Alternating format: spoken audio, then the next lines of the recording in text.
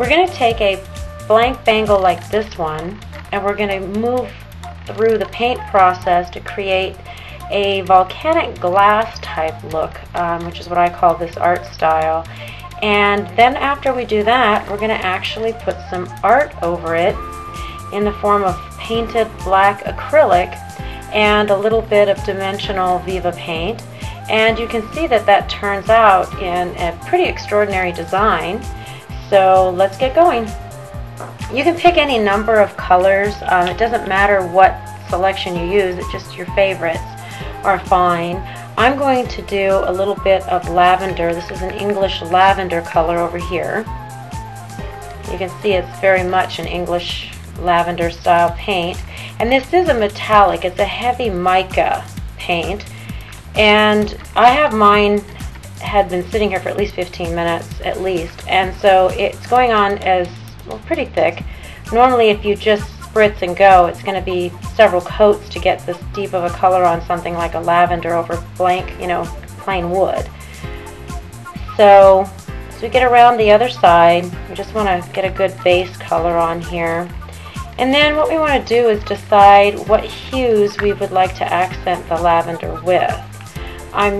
Although I'm not a big purple fan, my daughter is, and so I'm used to seeing purple around. I do like lots of color on the bangles, even though I personally don't wear a lot of color. So I'm going to switch up and start working with some of the Anthurium. This is a pink Anthurium color by H2O, and I'm just going to randomly put some color right around the bangle. I'm not trying to create a design, I'm just swishing some color on there randomly.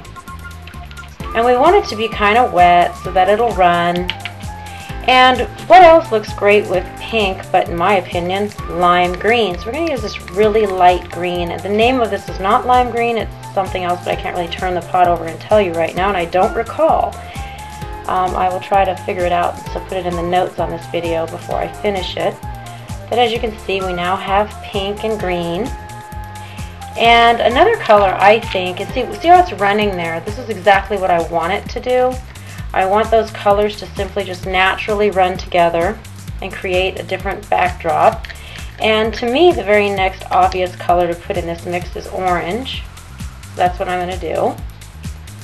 Give it some warmth, because this raspberry Anthurium sort of color is a blue-based pink, and that's cool. And the green is a kind of a neutral, but more towards the blue. So now that we've got the colors on there that we like, I just want to spin it around and get them to mix together. Tip it either way, go around in circles, and you can see there is absolutely no rhyme or reason to this coloration I've done. And now what we're going to do is we're going to drag some darker colors through it. I'm going to use this dark purple and a pinstriping brush, and I'm simply going to drag it across the color. And you can see it's leaving a very bold line. It's exactly what I want. I want it to be somewhat abstract. You may just stop at this painting once it dries, because you'll find that you probably fall in love with the different designs you can get randomly using this process. And I mean, seriously, if I had a shirt with all these colors in it, I might actually wear color for a change. I'm really a black and white and kind of gray girl, but this doesn't look bad. Okay, so now I have it where I think that I like it, and believe it or not, this is a deep plum. This is not a black. It's tending to look black on the video. And I'm just going to spin it around a little bit more and get those colors to whoosh together some more. See how they're starting to run, and they're starting to look more like water or glacial, sort of like the veins in a glacier where you have the dark blue and then the white ice. So we're going to let this dry, and then I'm going to come back and tell you or show you how to put the black paint for the design over top. We're pretty much dry. Here you can see the pattern that was created by the way we painted in the demonstration a minute ago.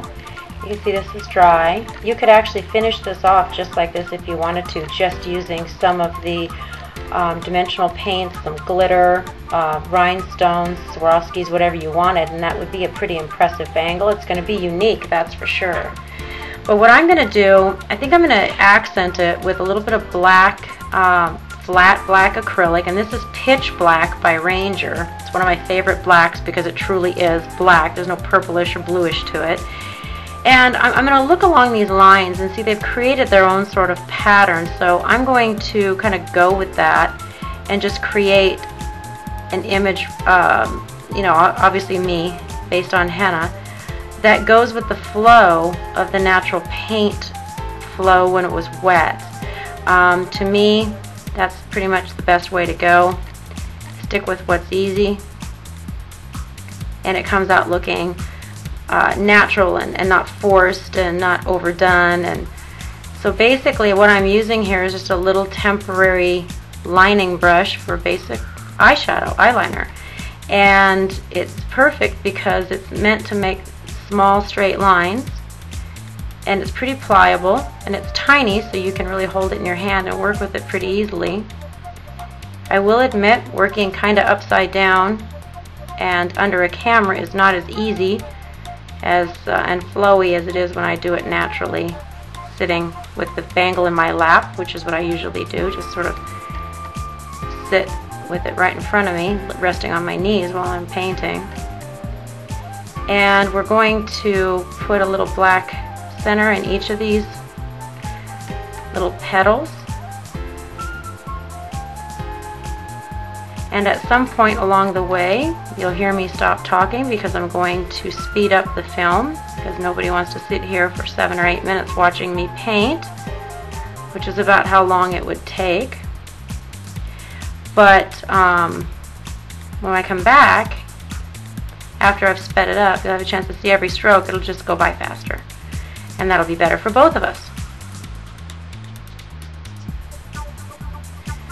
So, as you can see, very simple process. Doesn't require a lot of skill. And I'm going to speed up the film now, so I'll stop talking.